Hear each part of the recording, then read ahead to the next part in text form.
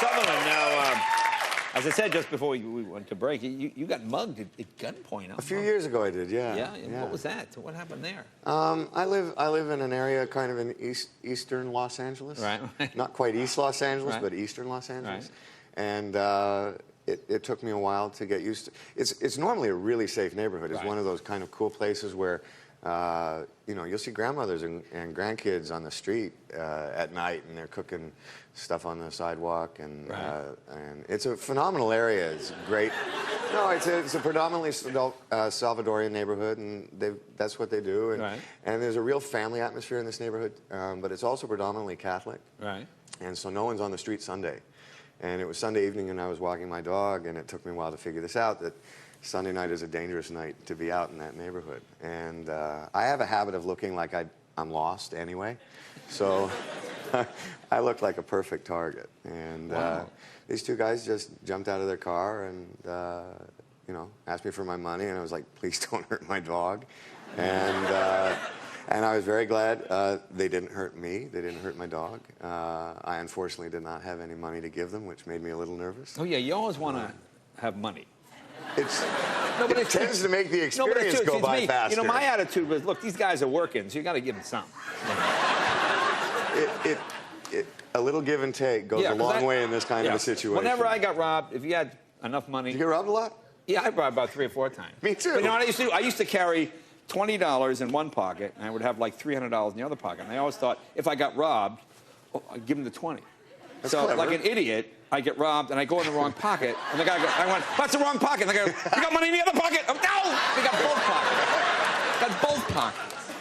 Yeah, mine happened so fast, and I really don't recommend going out and getting mugged to figure out some new perspective for yourself in life. But very quickly, your priorities get realigned about what matters. Because it's a scary situation. Oh, yeah. And did they recognize you? Did they realize, uh-oh? No, I kept trying to give them my wallet. You know, I don't have any money on me, but here, take my ATM card. Please just read the card, because I was, he had pushed me from behind, so I was face down.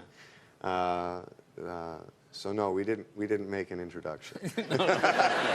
But the good news is you won the Grammy the Emmy last year. Congratulations. Yeah, that's better than the Emmy was better than the mugging. Yeah, exactly. Well, it always is. It always is.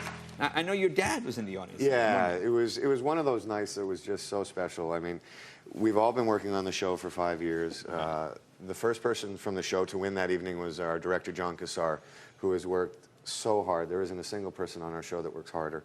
And he won the first award. And so for all of us, that made our night. Yeah. And then I was lucky enough to win. And there's this amazing thing that happens. You kind of prepare something to say in case you're lucky enough to win, so you don't walk up there like an idiot. And the second I heard my name called, everything left my mind, and I walked up there like an idiot. And I was so scared, and I was so nervous, and I looked over to the corner of the stage, and I saw my dad, and he was smiling. And it calmed me right down. And I knew who I wanted to thank, and it was great. It was one of those perfect nights. And he and I don't see each other as often as we would like, because he's working so much, and I am. And I looked over at him, and I said, you're going to have dinner with me tonight. And so we had a great dinner. Oh, cool, cool. Now, what can you tell us about the new season? Anything? Nothing. Really? I've gotten in so much trouble on this show for what I've given away about 24. I can tell you, one of the things that's really exciting for me as an actor on 24 this season is that Jack Bauer starts in kind of the most desperate place he's ever been. Right. Indifference is never a word I would have used to describe Jack Bauer as a character, and yet he begins the show, or this season, so really indifferent to life, indifferent to pretty much everything. He's gone through a lot of bad stuff in China. All right, so it's 2 hours Sunday and 2 hours... 2 hours Sunday, 2 hours on Monday. Okay, well, check it out. Kiefer, thank you, my friend. Thank you so much. We're right back with Betty